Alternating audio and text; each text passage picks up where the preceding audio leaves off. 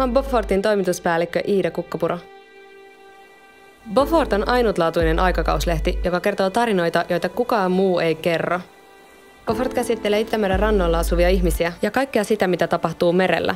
Purjehtimista kaikista eri näkökulmista. Ei pelkästään välineitä, kilpapurjehdusta, vaan sitä merellistä kulttuuria ja purjehduskulttuuria. Tähän mennessä valokuvaajat ja toimittajat, jotka on tehnyt meille juttuja, on halunnut olla messissä tässä, koska ne on nähnyt, että tämä on todella siisti juttu.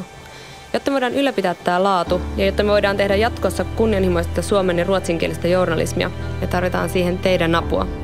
Kaikista tärkeintä lehdelle on sen sisältö. Ja me halutaan jatkossa voida korvata sen sisällön tekijöille niiden työ.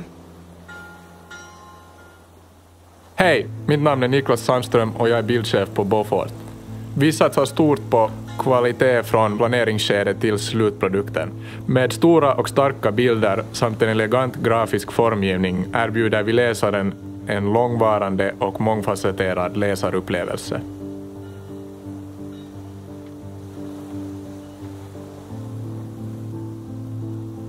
Mä oon Laura Tuppurainen. Mä teen Bofortissa markkinointipäällikön hommia. Ja mä teen niitä, koska mä uskon tähän meidän julkaisuun ja tää on hieno lehti ja mä haluan olla mukana painamassa tätä maailmaa. Hyvin laaja yleisö pystyy lukemaan Boforttia ja löytämään siitä mielenkiintoisia juttuja. Tää kulttuuri tarvii tällaisen julkaisun. Bofort on erilainen kuin mikään muu olemassa oleva purjehduslehti ja syystäkin erilainen. Moi, mun nimi on Matias Autio ja mä oon Bofort-magasinen päätoimittaja. Meidän toimitus koostuu pitkälti nuorista helsinkiläisistä journalisteista ja merenkävijöistä. Me ollaan perinteiseen lukukokemukseen nojaava media ja halutaan tuoda meidän uudella otteella ja laadukkaalla tekemisellä raikas tuulahdus suomalaiseen laiturikulttuuriin. Tilaa lehti kotiisi ja lähde tukemaan meidän kulttuuriprojektia.